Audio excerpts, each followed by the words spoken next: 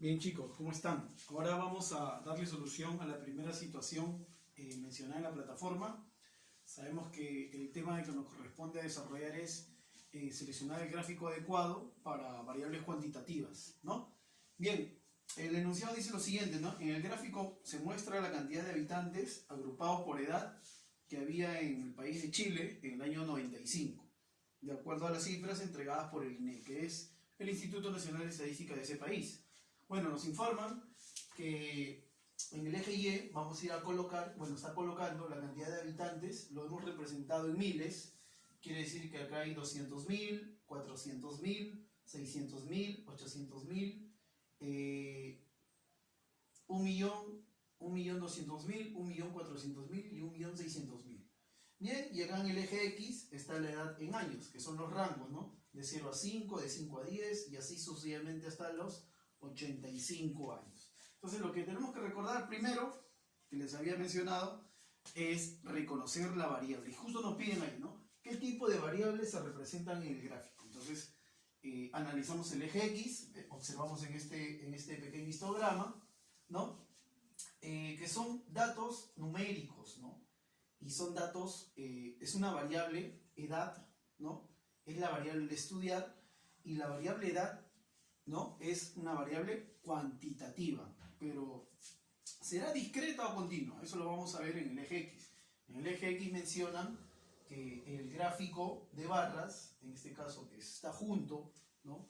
Se le llama histograma, están apilados entre intervalos, porque mira, de 0 a 5 se muestra un gráfico, ¿no? Una barrita. De 5 a 10, igual, una barrita. De 10 a 15, similar. Quiere decir que cuando están en intervalos, entonces la variable es cuantitativa pero continua, ¿ya? Es la cantidad de habitantes, ¿no? En el caso del eje y en el caso del eje X es también la edad, ¿ya? En este caso también es la edad. La edad expresada en años. ¿Ya? Está expresada en años. Muy bien. Entonces, en la segunda pregunta nos están pidiendo ¿qué diferencias observas entre este gráfico y uno de barras muy simple? Bueno, el de barras simple, que ya lo han estudiado anteriormente, es para tipo de variables cualitativas generalmente, ¿no? Cuando, por ejemplo, te pueden dar preferencias, la frecuencia de las preferencias acerca de un equipo de fútbol, ¿no? De repente, solamente mencionan los equipos, la cantidad y lo grafican, ¿no? De acuerdo a al valor numérico. También puede ser datos numéricos, una variable cuantitativa también puede ser, pero generalmente los valores son pequeños, ¿no? Muy cortos. Por ejemplo, qué sé yo, edades de 0 a 5, ¿no? 0, 1, 2, 3, 4, 5, nosotros lo podemos poner en el eje X. Y podemos contar cuántos tienen 0 años, cuántos tienen 1 año, 2, 3, 4 y 5. Pero cuando los datos son mayores, ¿no? Mayor a una cierta cantidad de muestra, ¿no? Entonces nosotros podemos deducir que de repente por ahí puede venir el histograma, ¿no? Esa es la comparación, la diferencia en general que se puede brindar. Bueno, aquí los datos, por ejemplo, están presentados en intervalos, como lo veníamos diciendo, ¿no? En el eje X, ¿no? Para definir a las frecuencias que van a representar las barras juntas en el eje X, ¿no?